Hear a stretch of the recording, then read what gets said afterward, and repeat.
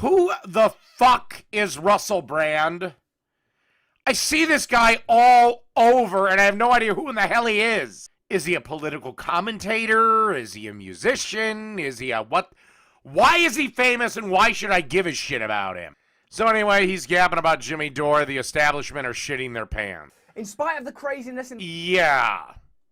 Because the leftist candidates that Jimmy Dore wants are sure in the hell gonna get in. the world we're living in right now, one thing is positive. The establishment know that if people keep coming together and standing up to them, they do not stand a chance. I had a fantastic conversation with Jimmy Dore, fellow YouTuber, fantastic comedian, brilliant man, independent thinker. You should watch his channel.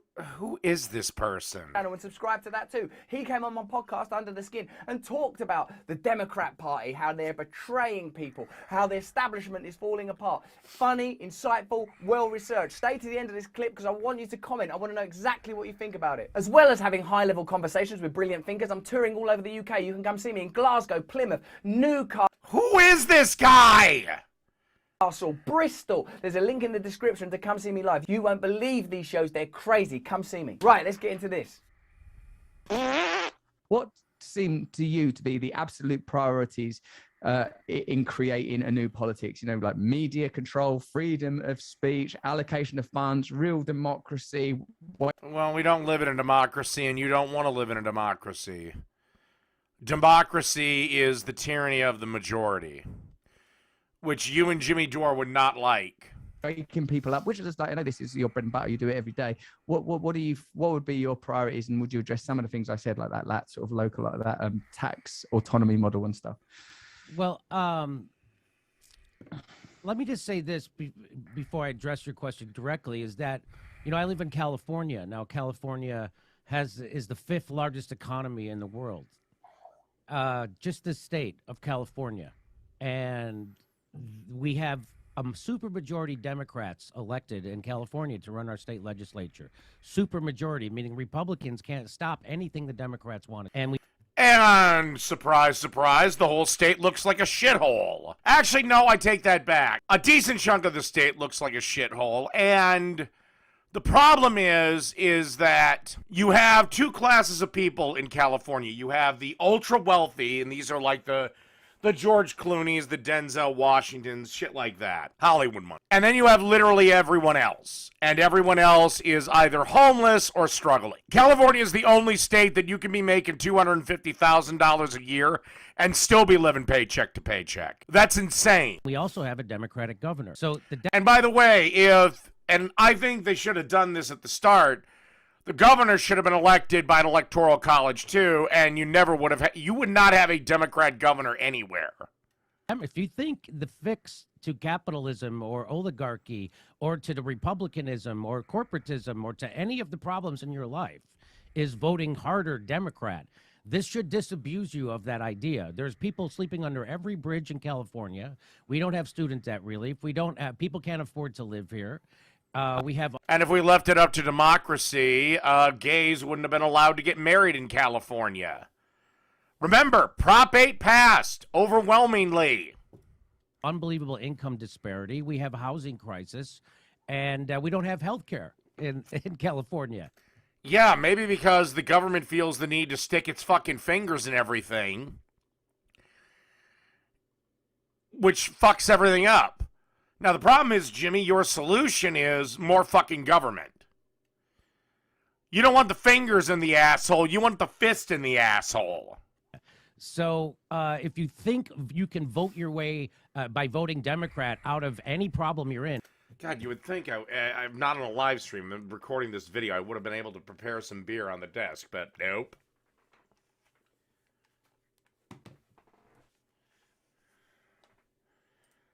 That is ridiculous. And that's why when people come on your show and say, we got to just vote harder for Democrats to fix it, they don't even believe that. That's just a lie. That's no one who is a sentient being who's been alive for the last 6 years. I don't know. You know, the solution is more government, more government, more government, more legislation, more this, more this. Maybe, I don't know, try the other guys that say, let's get the government the fuck out of your lives.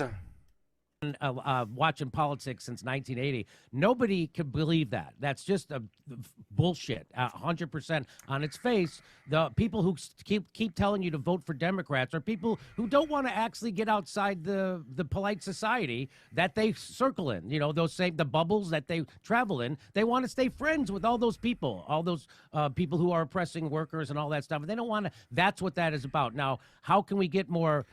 Yeah, and I know you're not about making friends, Jimmy. This is why leftists will always lose, because leftism, and I don't think there's any way to stop it. This socialist leftist movement is basically, it's on a roller coaster track, and it's about ready to fly off the fucking rails. More control over our government. Now, I mentioned Ralph Nader before, and I said this before I knew he had said this, but in 2015, 2016, I was telling people, because the Democratic Party had cheated Bernie Sanders. That's not hyperbole. It was proven. People had to step down in shame that they were cheating. Hillary Clinton was literally running the Democratic National Committee. I don't like conspiracy theories, but Hillary Clinton is so fucking unlikable, the socialists might have actually had a shot. During the primary. Then people found out what Bernie Sanders was all about, and it was just him blowing smoke up everyone's ass. There was no way he could have ever gotten any of what he promised done, at all, point blank, period. And they knew him for what he was, a fucking con man. Which is, that's fraud. That's unethical fraud and should be criminal. So what I told people is, you can't now give your vote to these people. So what you have to do is, if everybody who voted for Bernie withheld their vote and told pollsters that they're not going to vote for Hillary Clinton, she would be down 10% in the polls, and she would never have a chance to beat Donald Trump. And so then we would have power. And then the Democratic Party would have to come to us, because then they can't win an election without us. So we would be forcing some kind of an issue there. And so that's what Ralph Nader was saying all the time. We don't have to win an election. If we can get 10% or 15% of the people, 10 million or 15 million people, to band together and say, we're not voting for you unless you promise us health care. We're not voting for you unless you promise to end the wars and invest that money back here. Jimmy, they can promise you to bring dinosaurs back from the dead. Doesn't mean it's going to happen. We're not voting for you unless you promise to cancel our student debt. We're not voting for you unless you promise to give us a living wage. Yeah, can I get the money I paid back to my student loans back if a bunch of fucking crybaby kids are getting their student loans paid for? Please?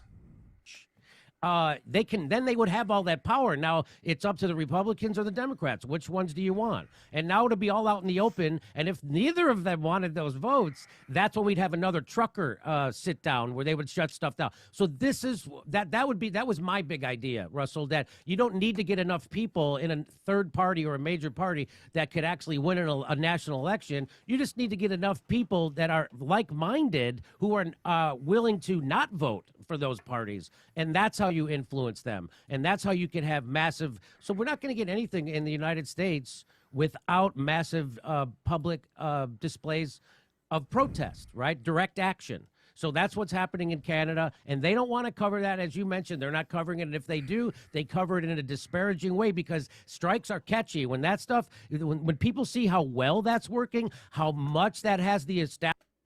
Aren't you a pro-vaxxer, Jimmy? Whatever. Fine. Fuck it. If you agree with the truckers, fine. Great. Good. Establishment shitting their pants, because they are. They have to stop that soon. And as soon as, if people saw that, we could actually take our power back, right? I said, if everybody who worked at UPS and Amazon just didn't go to work for 2 days, the whole country would stop.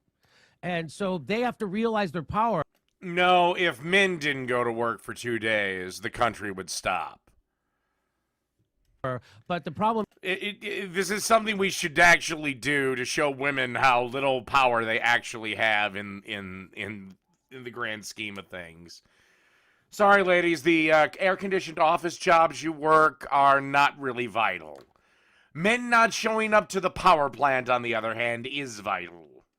Is unions also get corrupted. And so now the major unions aren't really against the oligarch. Unions are trash, Jimmy. I should know. I was forced to join one and be in one for years on end. patriarchy. They are the oligarchy. So that's why it has to come from the bottom up. It has to come from the grassroots. And as far as the things that you talked about, like more local level participation where you can see where your tax dollars go, yeah, I mean, of course, that is the, if you could start at a local level, that's always the best. You know, we were lobbying here with Ron Placone at in Pasadena, California. We would go to the city council meetings and we would lobby our representatives for broadband, right? Why can't we have universal broadband provided by the city, and how it would save everybody money, and how it actually, and so anyway. Yeah, but then I would have to pay for this massive internet package with taxes. I don't care if everyone has internet access or not. I don't give a fuck about the community. I'm out for one person in this life. Me. Anyway, I'm with you on that. I need more ideas that way. I'm not, you know, I haven't looked into it probably as much as you have, but yeah, I'm all for that. Hey, so how did you, like, there's a few more, I mean, And there's a reason why collectivism and collectivist living and communal living and all this shit has never worked since the dawn of fucking time. Even in the animal kingdom, it doesn't fucking work. I've got questions to fill the entire hour of content. You'll be astonished that I'm a professional person.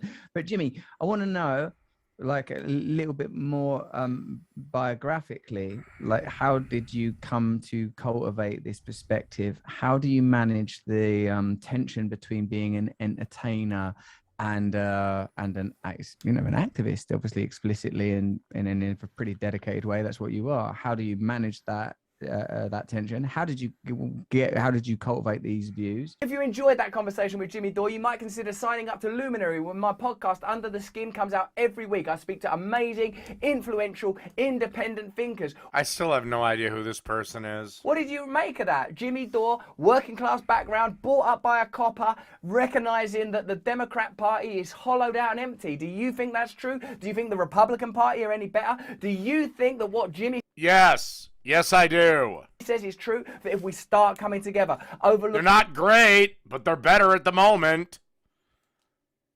superficial differences, forming new alliances, we will terrify them? That surely is our future. But that's just what I think. You know what my party is? The party of get the government the fuck out of your life. Let me know in the comments below what you think. Give this video a thumbs up. Subscribe to it. I'm on I tour think we- all over the I think we have the exact same fucking mic.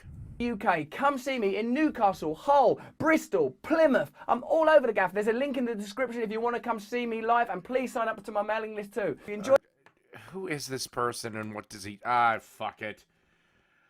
Alright, that wraps up this son of a bitch.